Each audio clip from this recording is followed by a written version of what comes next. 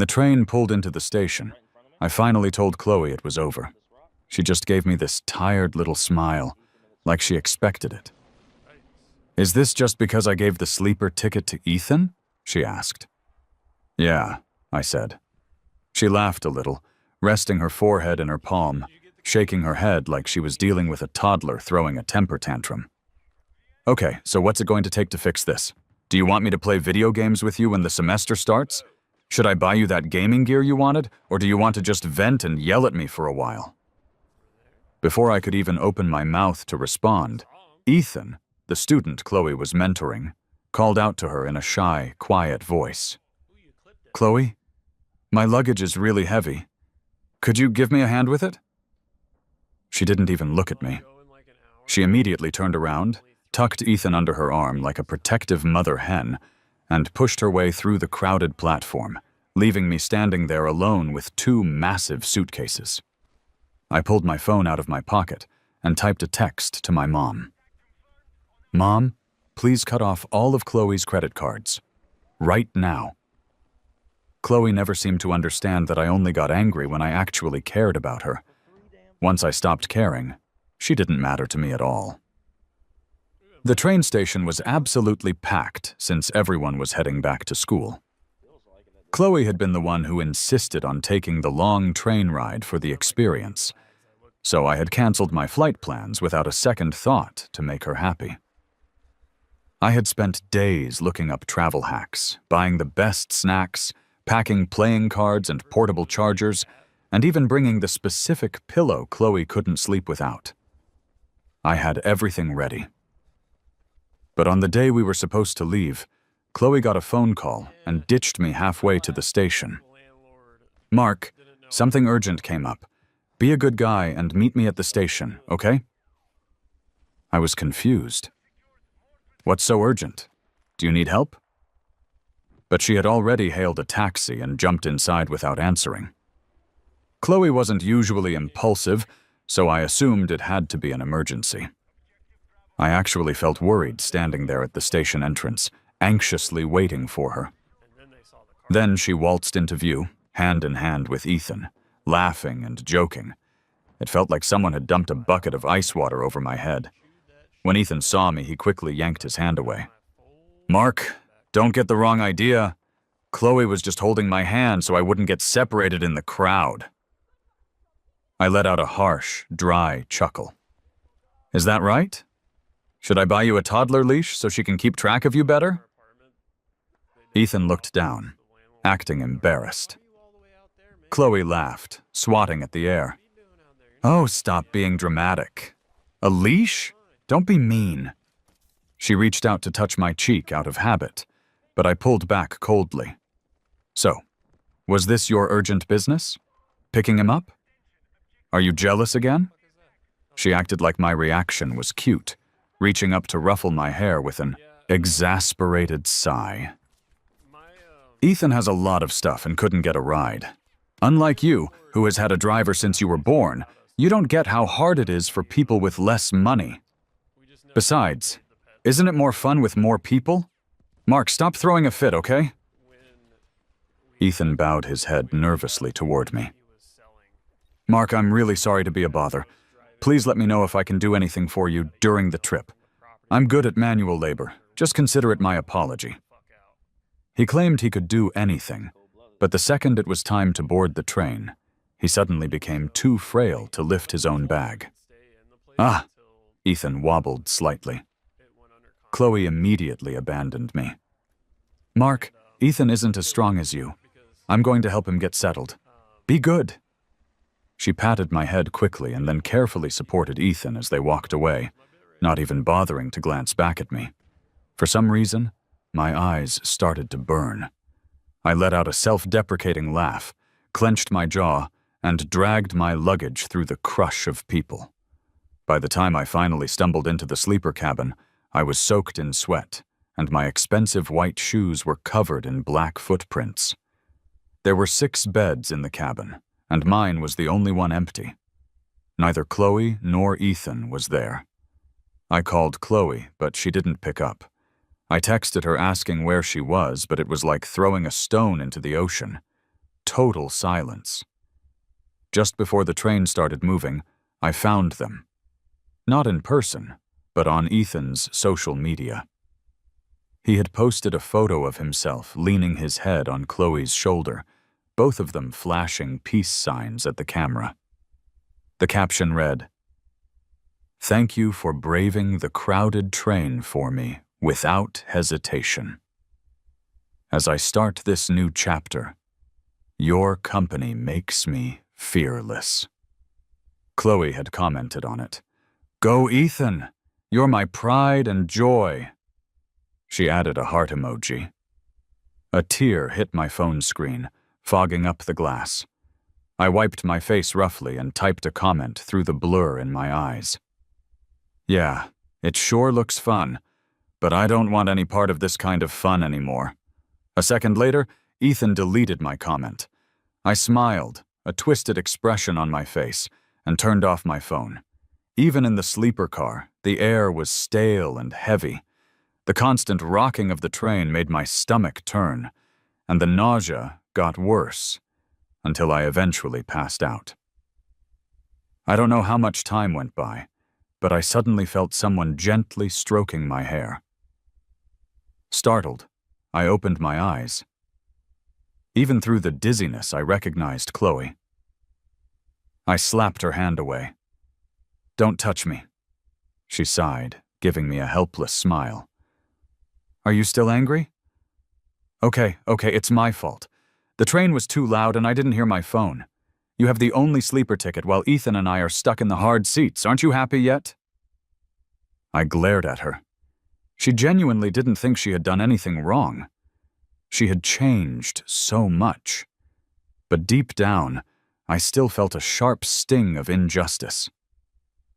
"Happy. Very happy," I muttered, fighting back the urge to vomit.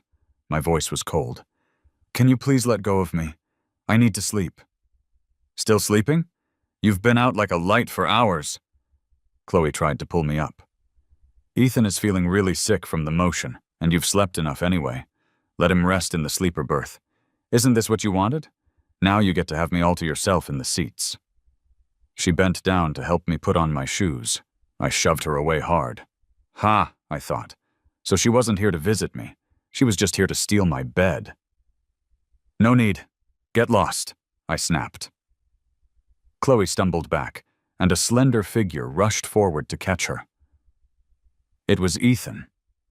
He looked at me with red-rimmed eyes, acting like the most wronged person on earth. "I'm useless and poor, Mark. I don't have your luck where everything is handed to me on a silver platter. I can't afford a sleeper ticket, and I get motion sickness easily. Maybe that's just my bad luck. You're a rich kid, so you look down on poor people like me. Fine, I can take it. But Chloe treats you so well, Mark. How can you hit her?" Chloe's face went cold as she stepped in front of Ethan to shield him. "Mark, when did you become like this? Apologize to Ethan right now." Their voices were loud, and suddenly everyone in the compartment was looking at me like I was a villain. I hadn't actually done anything, but suddenly I was the enemy.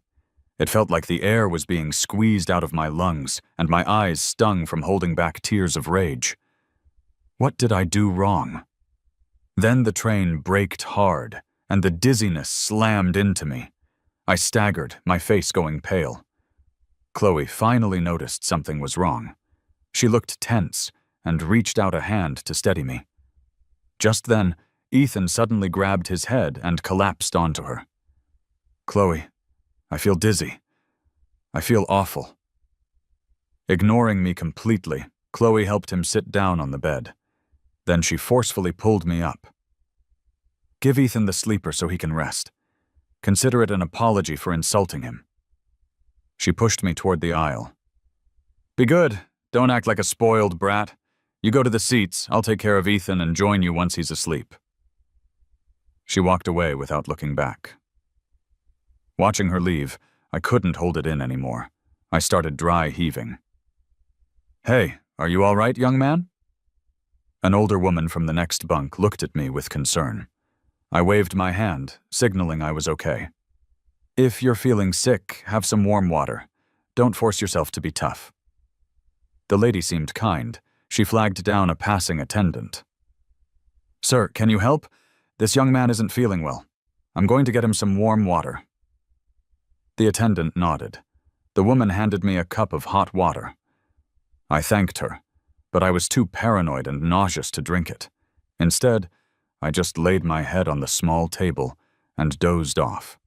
Late into the night, the train stopped and started intermittently. I was jolted awake. My motion sickness was worse, and my back and arms ached from the hard seat. I glanced to the side. A stranger was sitting there. Chloe, who said she'd be back soon, was nowhere to be seen. I checked my phone. It was 3:00 a.m. There was a text from Chloe sent at 11:30 p.m. "Ethan isn't feeling well and I can't leave him alone." A seat opened up in the sleeper car, so I bought a ticket. "Mark, you're strong. Think of sitting in the hard seats as a unique life experience. I'll find you in the morning, all right? Miss you." Sitting in a strange place, with my body aching, and the blatant favoritism staring me in the face, my heart hurt with a sharp, persistent ache that made it hard to breathe. I realized the Chloe who promised to love me, protect me, and who felt sad whenever I frowned, was gone forever. I stayed awake in my seat, watching the morning light break through the window, alone. By mid-morning, Chloe still hadn't returned. In the rush yesterday, I had only brought a small bag with me. All my food and water were back in the sleeper car. I didn't want to see Ethan, so I messaged Chloe asking her to bring my stuff over. No response. Left with no choice, I pushed through the crowd to get back to the sleeper car, despite my nausea. Before I even reached the berth, I heard laughter. "Chloe, come on, stop showing off your boyfriend just because he won a card game. We're sick of this love fest." I froze in my tracks as Chloe's calm voice responded. "Oh, please, it's not showing off. Ethan has never played cards before. Without my help, you guys would crush him. See? I just mention it and you're teasing again." Someone else chuckled. "But who was that sick-looking guy last night? Must have been some rich boy who hates poor folks, huh?" Chloe sighed, sounding resigned. "Just a spoiled brother. He's temperamental and clueless, not like Ethan, who has been independent and kind since he was a kid." Those simple words were like barbed knives plunging into my heart and twisting.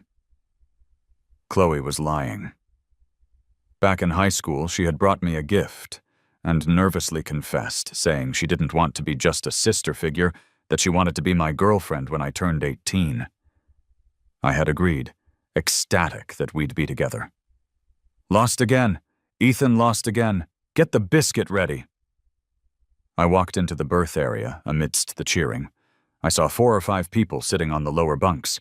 The expensive snacks I had bought were spread out everywhere. Ethan was leaning against the pillow I had brought specifically for Chloe. Chloe was leaning in close to him. The two of them had a biscuit stick between their lips, playing that game where you eat until you kiss. Chloe's eyes were gentle and focused, while Ethan was blushing red. I couldn't hold back anymore. I grabbed Ethan by the collar and landed a hard slap across his face. He yelped in pain. "Ethan!" Chloe quickly grabbed him. Seeing me, a guilty look flickered across her face, but she quickly adopted a stern tone. "Mark, what are you doing hitting Ethan? Apologize." All the anger I had, bottled up, exploded. "Apologize? Why? Was the biscuit tasty? What happened to being dizzy? Not feeling sick anymore?" Chloe hesitated, trying to explain, but Ethan interrupted. "Eating your biscuit was my fault. I'm sorry." He slapped his own face hard. "I was feeling dizzy and unwell, and they suggested playing cards to help distract me. Is one slap enough?" He slapped himself again. "Enough? If not, I'll kneel and apologize, okay?" Tears streaked down his face as he lunged toward me, pretending to try and kneel. Instead, he collided with a passenger walking by with a bowl of instant noodles. In a heartbeat, the scalding soup dumped all over my foot. I grunted in pain, but my noise was drowned out by Ethan's screaming. "Chloe, it hurts! It really hurts!" He showed Chloe his arm, which had a few tiny red marks. Chloe immediately looked distressed, taking his hand protectively. "Mark, you really let me down." She looked at me with anger. My face was pale from the burning pain. "Chloe, are you blind? Didn't you see he knocked over the noodles and I'm the one who got burned?" Chloe paused and looked down at my feet. Ethan chimed in. "Mark, lying is wrong. You're wearing shoes, so the soup didn't touch your skin. How can you trick Chloe like that?" Chloe's face grew even more serious. She looked at me coldly. "Mark, being snobby, petty, hitting people, and now lying? When did you become like this? I'm taking Ethan to treat his burns. You need to stay here and reflect on yourself." Chloe helped Ethan toward the washroom, leaving me standing there in a daze. True, unlike Ethan with his bare arms, I was wearing shoes. But those shoes were the mesh, breathable sneakers I had recently bought. The exact same pair I bought for Chloe. The boiling liquid had gone right through. After a while, I lowered my head with a bitter laugh, then limped into the crowded corridor. I went to the bathroom alone to quickly rinse my foot with cold water. As for burn ointment, I'd have to wait until we got off the train. At least the ride was almost over. When I returned, limping, the kind lady from earlier expressed her concern again. Seeing my guarded expression, she kept her distance. Hours later, as the train slowed down for the final station, Chloe finally came back to the hard seat carriage. "Have you reflected on your behavior?" she asked, reaching out to fix my hair. I ignored her, turning my head away. Chloe sighed helplessly. "I'm sorry. The train signal was bad, so I didn't see your texts. Can you forgive me this once? But Mark, no matter what, you can't hit people. Bullying isn't something good boys do." With a compromising tone, she put her arm around my shoulder. "Let's say this is the last time, but you have to promise not to bully Ethan anymore, okay?" I didn't answer. It didn't matter to me anymore. I didn't want to talk about it. But Chloe assumed I agreed. She smiled and kissed my forehead. "Good boy. That's more like it." This is the mark why love. Before, I would get shy and happy when she kissed me. Now, it just felt disgusting. "Come on, let's pack up and get off," Chloe said, reaching to pull me up. I ignored her hand and stood up on my own. She thought I was still sulking and pinched my nose playfully. "Fine, don't hold my hand then, but stick close. I don't want to lose my boyfriend at the station." No, I thought. You already lost him. The announcement pulled me from my thoughts, reminding passengers to grab their belongings. The train stopped, and Chloe and Ethan disappeared into the crowd immediately. Looking at my 2 big suitcases, I took out my phone and messaged my mom. "Mom, seriously, cancel all of Chloe's cards immediately." I looked down at the platform, trying to figure out how to get my heavy luggage off the train myself with my burned foot. The kind lady's voice chimed in again. "Oh, it's you, young man. These suitcases sure are big. Let me help you get them off the train." Before I could refuse, she handed me her jacket. "Hold this for me, would you?" She quickly grabbed one of my suitcases and headed out of the train. I barely managed to take the jacket. It smelled odd, like chemicals, but I dismissed it, thinking it was just the stale train scent. As I got off the train and tried to thank her while handing back the jacket, I felt my mind slipping. The world tilted. The lady looked at my dazed expression and touched my face. Ethan wasn't kidding. This face is so fair and tender. It's irresistible. From now on, I'm your aunt. Do as I say, got it? She grabbed my wrist and led me forward. Inside my head, I was screaming for help, but outwardly my body betrayed me. I nodded sluggishly and said, "Okay, Aunt." Obediently, I followed her away. Chloe. God must have heard me because my phone rang. It was Chloe calling. Hope flickered in my blurry vision. The lady smirked. "Don't bother. Your girlfriend is busy." She picked up the call and put it to my ear without a care. "Mark?" Chloe's voice came through. "Ethan got heat stroke. I'm taking him to the hospital first. Just catch the bus to school yourself, okay? Be good." Before I could even try to force a word out, Chloe hung up.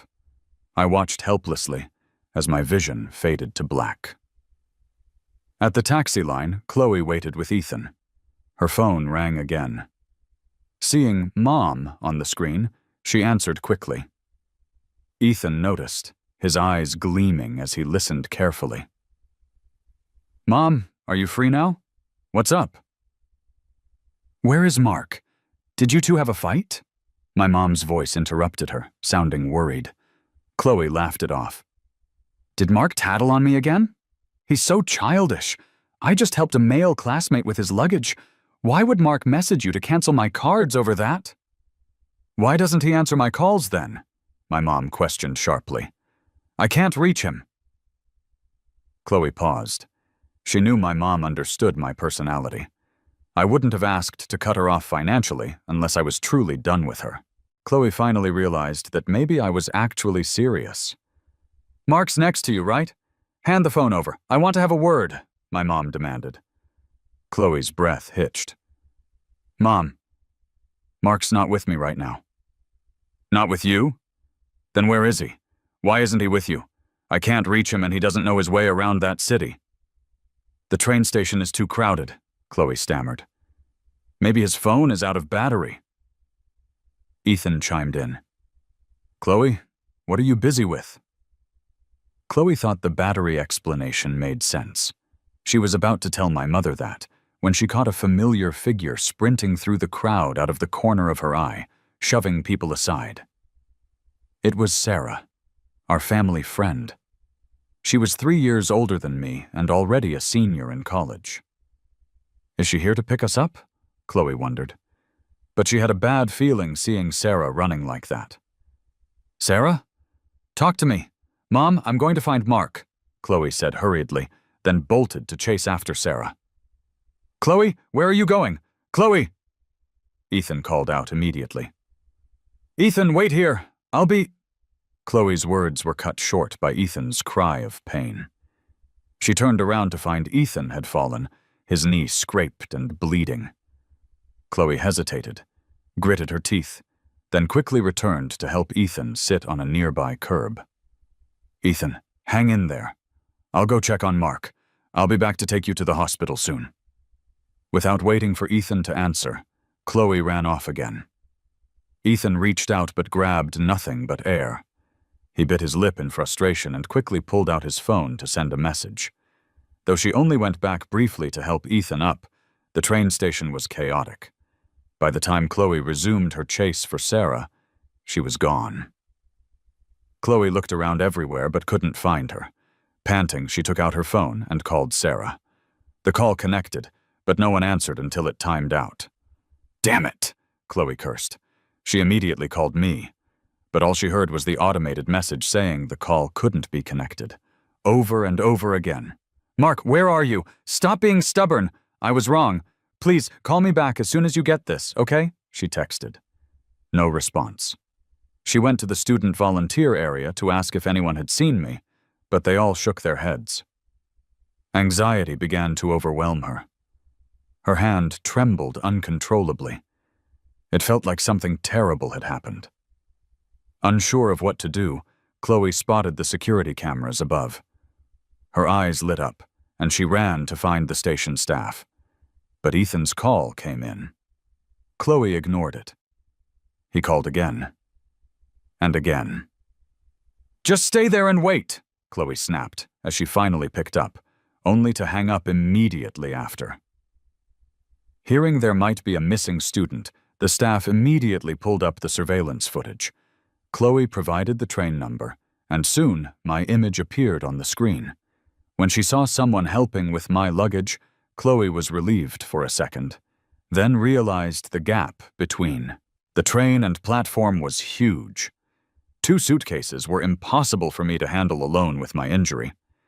At this point, Chloe still thought it was just her oversight. Once she found me, she planned to apologize properly. But then she saw the woman in the video pinch my cheeks, hold my hand, and answer my phone. I just stood there, compliant, offering no resistance. Later, when I willingly followed the woman as she led me away, Chloe felt her heart stop. "So, is that woman someone your boyfriend knows?" the staff asked, sensing something was wrong. "No, she's not," Chloe's voice quivered.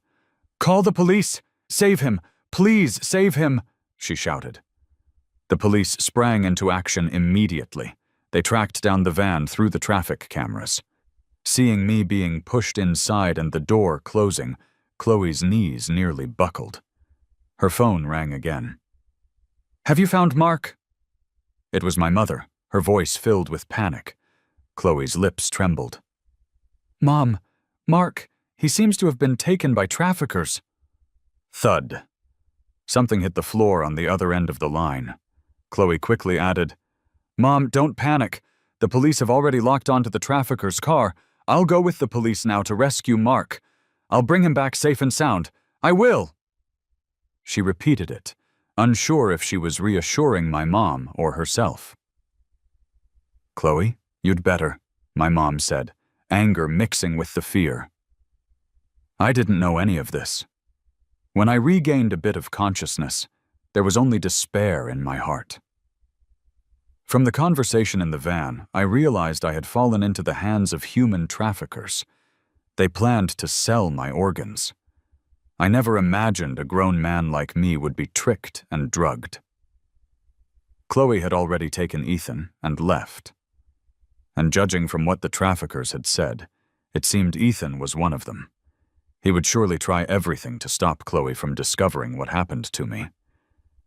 So when Chloe finally realized something was wrong, it would be too late. I felt a choking pain in my chest, hurt, fear, regret, and despair. "Hey, look! Isn't that motorcycle tailing us?" the driver up front suddenly blurred out. "Hell, it really might be," the woman who took me cursed. My dazed eyes shot wide open. Who could it be? Is it Chloe? Is she here to save me? "Hurry, and shake them off, quick!" the woman yelled at the driver. But then the sirens started. "It's over!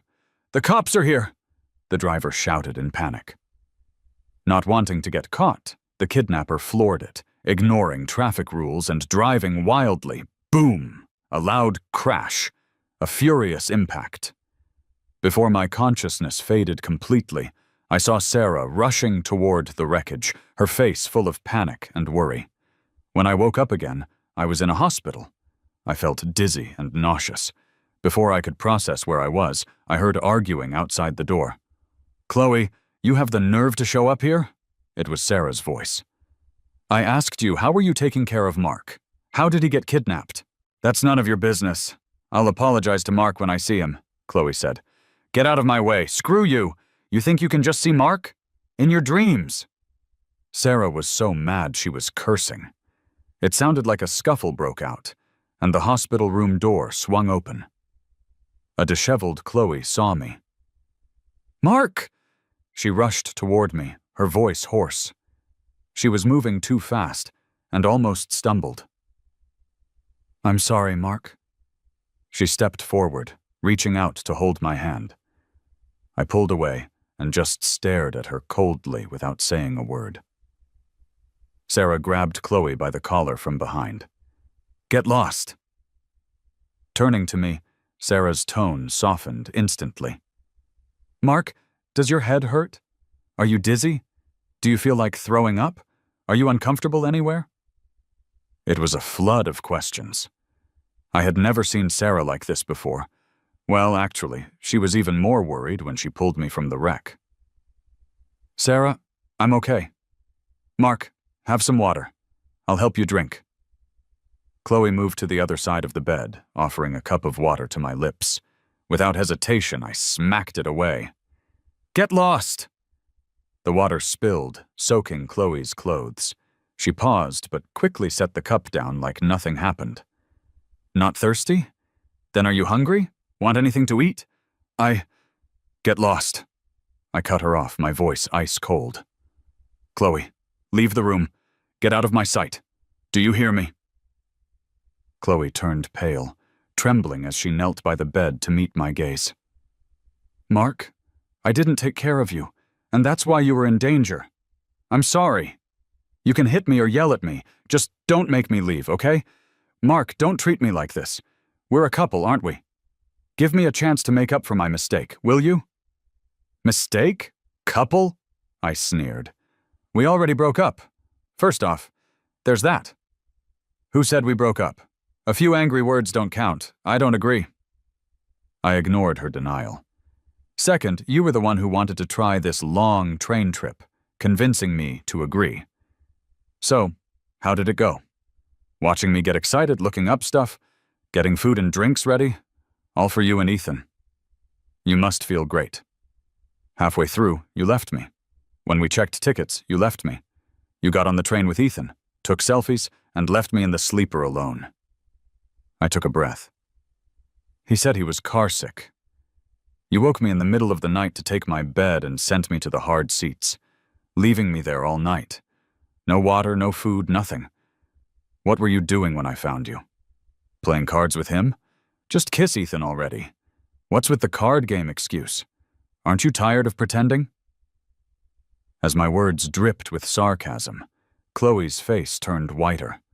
She seemed to only now realize the extent of what she did. No, Mark, I didn't mean it that way. I won't see Ethan anymore, okay? I never wanted to kiss him. You're the only one I like. Ignoring her feeble explanation, I kept going. You called me spoiled? Said I hit people? That I'm small-minded and a liar? Chloe, I wore the same breathable mesh shoes as you, remember? Thinking of the boiling instant noodles spilling on my feet made her tremble, and tears started falling from her eyes. But what does it all matter anyway? When you called to say I'd need to take the bus alone, do you know what I was doing? I was trying every way possible to ask you for help. He's with the kidnappers, I said flatly. But what did you do? Even though I had lost all hope, talking about it brings tears to my eyes. I choked up. You hung up the phone quickly to take Ethan to the hospital, and he was in on it with the kidnappers. Anger, hurt, and overwhelming fear surged inside me. I grabbed the plastic water pitcher by my bed and hurled it at a stunned Chloe. It hit her forehead, and blood trickled down, but she didn't seem to feel it. No, no way. He's with the kidnappers. He's with them. Then does that make me an accomplice? She collapsed onto the floor, quivering. Chloe, get out. I'll never forgive you, I finally told her. Sarah stormed over, kicking her hard a few times. Did you hear him? Get out. Ignoring Chloe's pained grimace, Sarah grabbed her by the collar and dragged her out of the room. Mark, I'm sorry. I didn't mean to hurt you. I really didn't know he... Chloe's desperate voice faded as the door slammed shut. I wiped the tears from my face and smiled at Sarah, who had returned. Sarah, will you call the cops about Ethan? And thank you.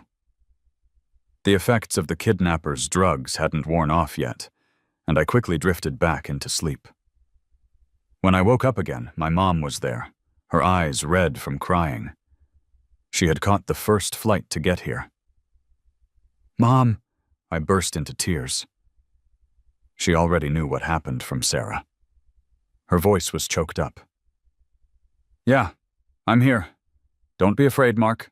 I'm here. Please don't tell Dad. He's on a business trip and I don't want him distracted, I added, my voice still shaky. That's when Chloe showed up again, looking battered. Seeing Mom, she hesitated, but then rushed over and knelt in front of her. Mom, I'm sorry. It's all my fault I got Mark into this mess. I just couldn't help but think of my days at the orphanage when I saw Ethan, and I wanted to help him. Please forgive me. She looked up, pleading. There's nothing between us. Mark is the only one I love. Please forgive me this time. Talk to Mark. Tell him not to break up with me, please. Get out! Mom was furious and kicked her away. Forgive you? Forgive you for what? She kicked her a few more times before I stepped in to stop her. Not because I felt sorry for Chloe, but I was worried about Mom's health. Chloe misunderstood, though. She crawled over to the bed. Mark, you still care about me, right? I knew you wouldn't want me hurt. Mark, I really get it now. I won't be foolish again. I'll only be good to you from now on. Please forgive me. She looked at me, eyes filled with hope. If this had been the old days, I probably would have felt terrible for her. But I didn't say a word, didn't accuse, didn't scold. I just looked at her coldly. I watched as the hope drained from Chloe's eyes. It finally dawned on her. She realized she had really messed things up and lost me. She knelt on the floor sobbing and began to slap herself hard, over and over, until her mouth started to bleed. I wasn't interested in her apologies. Chloe, leave. Mom already stopped your adoption because of our relationship, so it was convenient timing. You're an adult now. If you want to help someone, earn your own money to do it. Just go. Mom, Mark, I don't want to leave. I can't live without you guys. You're my whole world. Love who? Give us a break. Sarah came in right then, heard her, and promptly threw Chloe out again. That afternoon, the cops came to take my statement. That's when I learned Chloe had actually called the police, too, after Sarah followed up on the tip. But so what? It all felt like a joke to me. Based on your information, we've brought Ethan in for questioning. Don't worry, we'll get to the bottom of this quickly. And they did. The traffickers were caught red-handed, and with my testimony, they couldn't wiggle out of it. The cops also found records of Ethan communicating with them on his phone. What shocked me was that the investigation revealed Ethan's entire village was involved in trafficking humans and organs. A literal trafficking hub. Ethan's own mother had been a college student abducted years ago. I couldn't even imagine what would have happened if Sarah hadn't come to the train station or hadn't seen me. If I'd been taken to that village, it would have been a fate worse than death.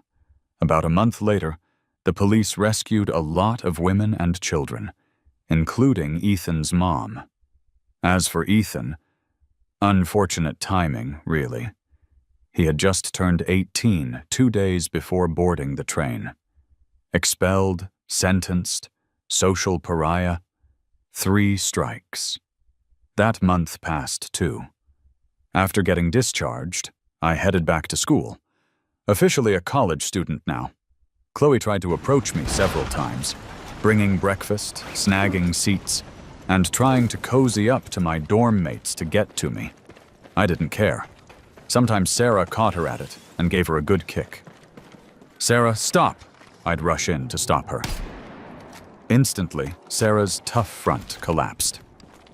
Mark, do you still have feelings for her? Enough. I'd roll my eyes, ignoring Chloe completely.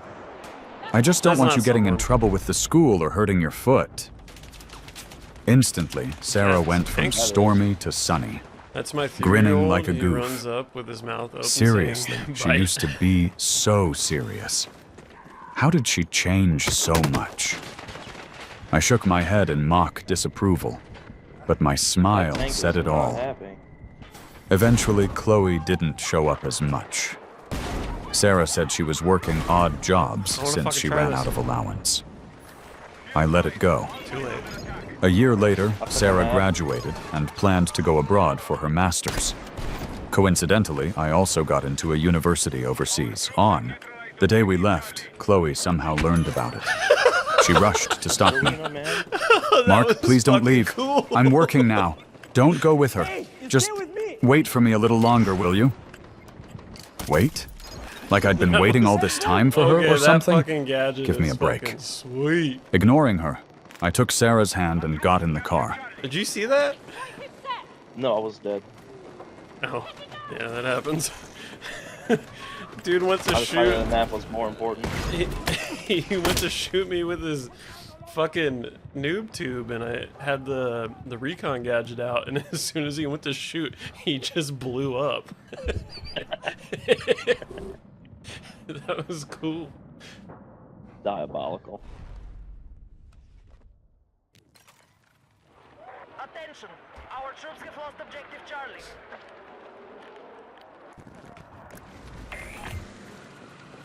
Hostiles have seized Bravo. Lol. Printer sent me a video of the gadget from like Reddit, and it's fucking wild what you can do with it. Like, Enemy have secured more objectives. if somebody's throwing down mines, you can hit them with it and it'll blow them up. If they throw grenades, it'll blow them up as they throw the grenade. If they shoot an RPG, it'll blow them up.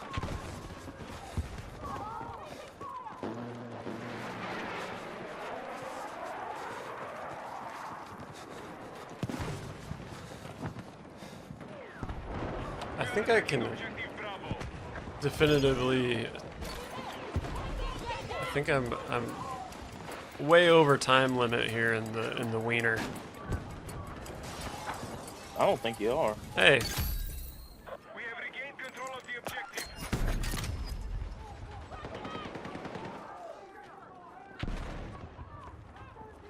Bravo has been neutralized. I feel like those were in your way just now. still are.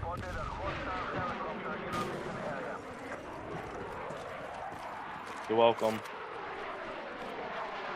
He's not there anymore. You don't have to worry about him anymore, though.